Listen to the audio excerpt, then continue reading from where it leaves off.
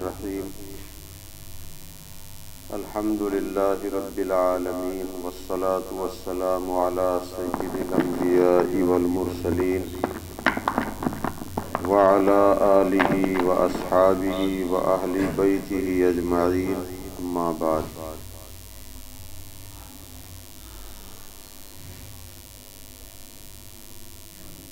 بزرگان محترم،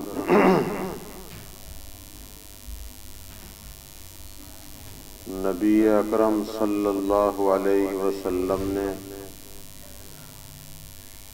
اپنے صحابہ کو دین سیکھنے اور دینی معلومات حاصل کرنے کی بہت زیادہ ترغیب دی، اس لیے کہ دینی معلومات اگر آدمی کو حاصل نہ ہو تو آدمی بہت سے کام ناجائز انہیں جائز سمجھ کے کرتا رہتا ہے، اور اگر دینی معلومات ہیں تو آدمی اپنے کام کو اللہ اور اس کے رسول کے حکم کے مطابق انجام دیتا ہے۔ اسی لیے صحابہ کرام رضی اللہ تعالی عنہم دین کو اپنی ضرورت سمجھتے تھے اور بعض مرتبہ اپنی باری مقرر کرتے تھے۔ دو آدمی کاروبار میں شریک ہیں تو ایک آدمی ایک جمعے کو جاتا تھا مدینہ منورہ کی مسجد میں، اور دوسرا آدمی دوسرے جمعے کو جاتا تھا کہ رسول اللہ صلی اللہ علیہ وسلم جو کچھ بیان کریں وہ تم یاد کر کے آنا اور مجھے بتانا، اور اب کی بار میں جاؤں گا اور جو کچھ بیان ہوگا میں اس کو یاد کروں گا، میں تمہیں آگے بتاؤں گا۔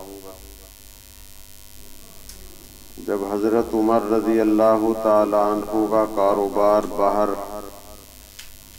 بستی سے دور چلا گیا، جہاں جانے کے بعد جمعہ واجب نہیں رہتا، دور جنگل میں ایسی جگہ انہوں نے اپنا کاروبار کیا، تو اپنے ایک ساجھی کے ساتھ یہی معاملہ کیا کہ ایک جمعے میں تم جایا کرو، ایک جمعے میں جایا کروں گا، اور باقی ہفتے کے 6 دن وہ تو جیسا موقع ہو ایسا کرنا ہے، لیکن جمعے کی نماز میں کیونکہ ہم اتنی دور ہیں بستی سے کہ جمعہ تو واجب نہیں ہے، لیکن جمعہ پڑھنا بھی ہے، تم جاؤ اور اگلے جمعے کو میں جاؤں گا۔ یہ ترتیب اس لیے بنائی تھی کہ رسول پاک صلی اللہ علیہ وسلم جو بیان کریں، جو بتائیں، وہ ہم سے نہ چھوٹے۔ تو صحابہ کرام رضی اللہ تعالی عنہم کے یہ شوق اور دین کو اپنی ضرورت سمجھنے کی بات تھی۔ حضرت ابو ہریرہ رضی اللہ تعالی عنہ، یہ ابو ہریرہ کتابوں میں بہت زیادہ نام آتا ہے، 1.25 لاکھ صحابہ ہیں، 1.25 لاکھ کے آس پاس۔ نبیوں کی تعداد 1.25 لاکھ بتائی جاتی ہے مگر وہ گارنٹڈ نہیں، بس نبیوں کے بارے میں تو اتنا ماننا ضروری ہے کہ 1 لاکھ سے زیادہ نبی آئے ہیں، جتنے نبی اللہ نے بھیجے وہ سب سچے ہیں۔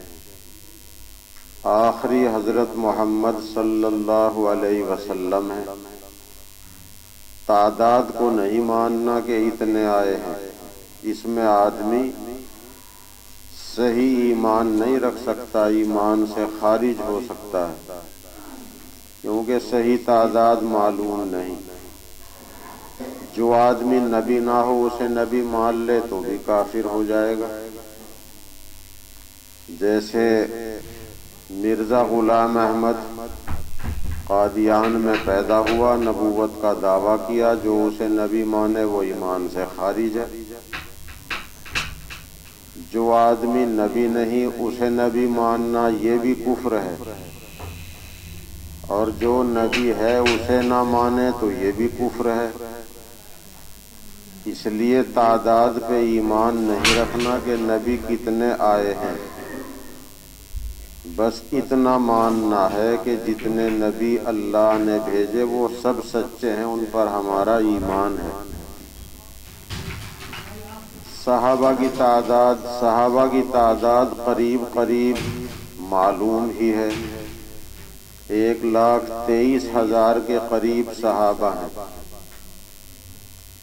تو صحابہ میں سے ایک نام ہے ابو ہریرہ، یہ نام کتابوں میں بہت آتا ہے۔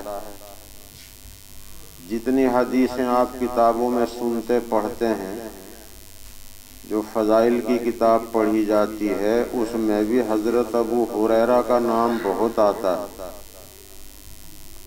اس کی وجہ یہ ہے کہ نام تو ان کا اصل عبد الرحمن تھا، انہیں بلی کا شوق تھا تو بلی پالتے تھے، اور عرب کے لوگ ڈھیلا ڈھالا لباس پہنتے تھے، اب بھی ان کے ہاں تکلفات اب بھی نہیں ہیں، تو ڈھیلا ڈھالا لباس پہنتے تھے، آستین بھی چوڑی چوڑی ہوتی تھی۔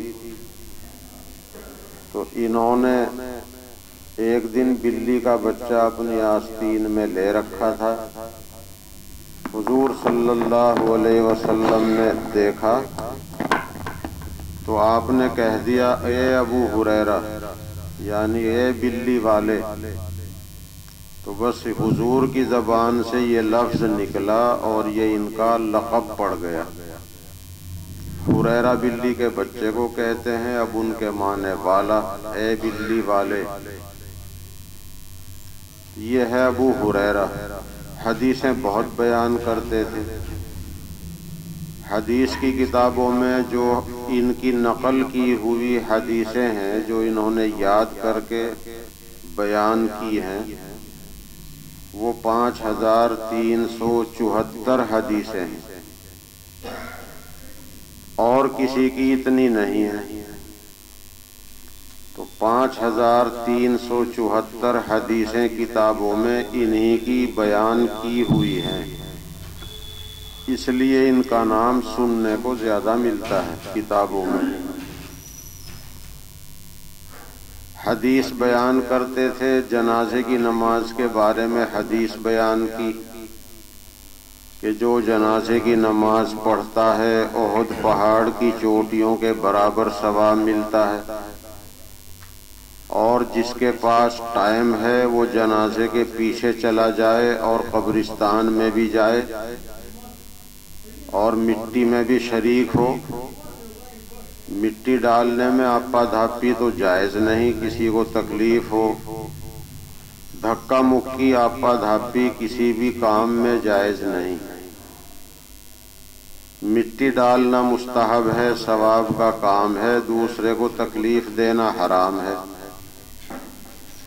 تو ایک مستحب کا مطلب یہ ہے اس کام کو کرو گے تو ثواب ہے، نہیں کرو گے گناہ نہیں، اور دوسرے کو تکلیف دینا قصدن وہ حرام ہے۔ تو مٹی ڈالنے کا ثواب تو ہے بہت، لیکن یہ ہے مستحب، کرے گا ثواب ملے گا، نہیں کرے گا گناہ نہیں ہوگا، لیکن تکلیف دینا کسی کو یہ حرام ہے۔ تو یہ دیکھنا ہے کہ میری وجہ سے دوسرے کو تکلیف نہ ہو۔ تو انہوں نے بیان کیا کہ جو جنازے کی نماز پڑھ لیتا ہے احد پہاڑ کی چوٹیوں کے برابر ثواب ہے۔ اب عمل چھوٹا سا ہے، ثواب بہت بتا دیا۔ جنازے کی نماز تو بہت آسان سا عمل ہے، چھوٹا سا عمل ہے، 4 دفعہ اللہ اکبر کہنا پڑتا ہے اور بس۔ وضو ہے، بدن پاک ہے، کپڑے پاک ہیں، جماعت میں کھڑے ہو گئے، اور امام کے ساتھ 4 دفعہ اللہ اکبر کہہ دیا، جنازے کی نماز کا فرض ادا ہو گیا۔ حضرت عائشہ حضور کی بیوی وہ بھی سن رہی تھی، تو انہیں یقین نہیں آیا کہ بھلا اتنے سے عمل پر اتنا ثواب کیسے ہوگا، اور یہ حدیث حضور سے حضرت عائشہ نے سنی نہیں تھی۔ کوئی ضروری تو ہے نہیں کہ ہر حدیث ہر صحابی نے سنی ہو۔ حضرت عائشہ نے اعتراض کر دیا کہ ابو ہریرہ کو سوچ سمجھ کے بھی بولا کرو، بھلا جنازے کی نماز اتنا آسان سا عمل ہے اور ثواب اس پہ اتنا بتا رہے ہو۔ انہوں نے یہ سمجھا یہ اپنی طرف سے گھڑ کے بتا رہے ہیں، انہوں نے حضور سے نہیں سنا، یہ اپنی طرف سے بتا رہے ہیں۔ تو حضرت ابو ہریرہ رضی اللہ تعالی عنہ کو اس پر تکلیف پہنچی کہ حضرت عائشہ سب کی اماں ہیں، سارے مسلمانوں کی اماں ہیں، حضرت عائشہ حضور کی بیوی ہیں، کہ امی جان کو مجھ پر شک ہو رہا ہے کہ میں یہ حدیث اپنی طرف سے بتا رہا ہوں۔ اس لیے حضرت ابو ہریرہ نے ایک صحابی کو گواہی کے طور پر پیش کیا کہ عبداللہ صنوف مسعود، حضرت عبداللہ ابن مسعود یہ نام بھی کتابوں میں آتا ہے، ان سے کہا کہ آپ بتاؤ جب حضور نے یہ بات بتائی تم وہاں تھے یا نہیں تھے؟ انہوں نے کہا میں تھا، اور یہ بات حضور نے بتائی تھی کہ جو جنازے کی نماز پڑھتا ہے اس کو احد پہاڑ کی چوٹیوں کے برابر ثواب ملتا ہے۔ اب تسلی ہو گئی کہ گواہ بھی مل گیا کہ ہاں حضور نے بیان کیا تھا، میں اکیلا نہیں ہوں اس کو سننے والا۔ پھر حضرت عائشہ سے یہ بات کہی کہ اماں جان، نہ تو میرے پاس کھیت کیار تھا، نہ میرے پاس کوئی باغ تھا، جن کے پاس کھیتی کا کام تھا وہ کھیت میں کام کرتے تھے، جن کے پاس باغ تھے وہ باغوں میں کام کرتے تھے، تو میرے پاس نہ کھیتی تھی نہ باغ، میں تو صرف نبی کے دروازے پر مسجد میں، مسجد کے برابر جو صفہ نام کا مدرسہ تھا اس میں پڑھا رہتا تھا، اور نبی کی حدیث یاد کرتا تھا، قرآن کی آیتیں یاد کرتا تھا، مجھے کوئی اور مشغلہ نہیں تھا۔ اس لیے میں حدیثیں بیان کرتا ہوں کیونکہ میں نے حدیثیں یاد کر رکھی ہیں، مجھے کوئی اور دھندا نہیں تھا۔ اور پھر یوں بھی کہہ دیا کہ مجھے تو کنگھا شیشے کا بھی کام نہیں تھا، کیونکہ آپ تو عورت ہو، آپ کو تو بال سنوارنے کے لیے کنگھا بھی کرنا پڑے گا، آپ کو اپنے بال دیکھنے کے لیے شیشہ بھی دیکھنا پڑے گا، مجھے تو اتنا بھی کام نہیں تھا جو کنگھے شیشے میں ہی 2-4 منٹ خرچ کروں۔ یہ بات کہی کنگھے شیشے والی ان کو یہ جتلانے کے لیے کہ آپ کو تو کنگھے شیشے کا بھی کام تھا، دن رات میں کبھی کنگھا بھی کرنا پڑتا ہے، عورت کو شیشہ بھی دیکھنا پڑتا ہے بال صحیح ہیں یا نہیں، تو مجھے اتنا بھی کام نہیں تھا، میں نے تو حدیثیں ہی یاد کی ہیں، میں نے تو دین ہی سیکھا ہے اور قرآن و حدیث ہی یاد کیا ہے۔ یہی وہ حضرت ابو ہریرہ رضی اللہ تعالی عنہ ہیں کہ جو کبھی کبھی مسجد میں گر جاتے تھے، پڑے رہتے تھے، اور لوگ سمجھتے تھے کہ اسے دورہ پڑ گیا ہے، اور اس ٹائم دورے کا علاج گردن پہ پیر رکھنا تھا، تو لوگ سمجھتے تھے دیہات کے آنے والے کہ یہ انہیں دورہ پڑ گیا ہے، ان کی گردن پہ پیر رکھو تاکہ یہ صحیح ہو جائیں۔ وہ کسی رگ کو دباتے تھے پیر سے، سمجھتے تھے یہ اس کا علاج ہے۔ وہ فرماتے مجھے دورہ نہیں پڑتا تھا، وہ تو میری بھوک تھی، بھوک کی وجہ سے میں بے ہوش ہو کے گر جاتا تھا۔ اور وہ جو 70 یا کم یا زیادہ صحابہ تھے صفہ والے، جو حدیث اور قرآن ہی یاد کرتے تھے، بس کہیں سے صدقہ آ گیا تو حضور نے انہیں دے دیا، ہدیہ آ گیا تو خود بھی استعمال کر لیا اور انہیں بھی دے دیا۔ ان حضرات کا حال یہی لکھا ہے کہ یہ کھڑے کھڑے نماز میں بھی گرتے تھے، بھوکے پیاسے رہتے تھے۔ ان کا کام صرف دین سیکھنا تھا، تو نماز میں کھڑے کھڑے گر جاتے تھے۔ جو باہر کے مسلمان آئے ہوئے ہوتے تھے وہ سمجھتے تھے کہ انہیں دورہ پڑ گیا ہے، مگر وہ دورہ نہیں ہوتا تھا، وہ ان کی بھوک ہوتی تھی۔ پھر حضور صلی اللہ علیہ وسلم ان کے پاس آتے نماز کا سلام پھیر کر اور انہیں شاباش دیتے تھے اور یوں کہتے تھے جو کچھ اللہ کے یہاں تمہارے لیے انعام ہے، اگر تمہیں یوں پتہ چل جائے کہ تمہیں اللہ کے یہاں کیا ملے گا تو تم یہ دعا کیا کرو گے اللہ ہمیں فاقے میں اور بڑھا دے۔ تو یہ ان حضرات کے دین سیکھنے کا جذبہ تھا۔ صحابہ کرام رضی اللہ تعالی عنہم ایک سے ایک بڑھ کر دین حاصل کرنا چاہتے تھے، اسی وجہ سے یہ دین مکمل طور پر آج تک موجود ہے، اس لیے کہ انہوں نے اپنے نبی کی ایک ایک بات کو یاد کیا ہے، سیکھا ہے، پھر اسے اگلوں کو بتایا ہے۔ اتنی شریعت کسی اور نبی کی محفوظ نہیں جتنی شریعت یہ محفوظ ہے۔ رسول اللہ صلی اللہ علیہ وسلم نے 11 شادیاں کی جتنا اللہ کا حکم تھا، تو گھریلو زندگی آپ کی بیویوں نے دیکھی ہے تاکہ وہ عورتوں کو بتائیں، عورتوں کے مسائل عورتیں بتائیں گی۔ تو اس طریقے سے یہ دین محفوظ ہے۔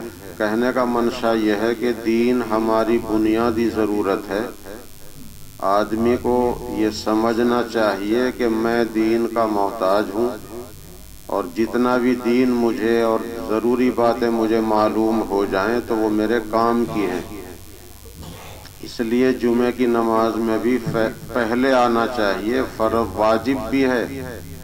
پہلی اذان کے بعد جس مسجد میں جمعہ پڑھنا ہے، جب اس کی پہلی اذان ہو جائے تو مسجد کی طرف چلنا فرض ہے، واجب ہے۔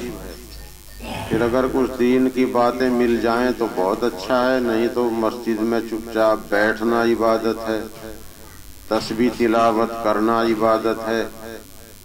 پھر یہ محسوس ہوگا اس وقت جب نیکیوں کی ضرورت پڑے گی، ترازو میں اعمال نامے تولے جائیں گے، وہاں محسوس ہوگا کہ کچھ اور نیکیاں مل جاتی تو ترازو کا پلڑا زیادہ جھک جاتا، اور اگر خدا نہ خواستہ برائیوں کا جھک گیا تو پھر تو اور ہی زیادہ احساس ہوگا۔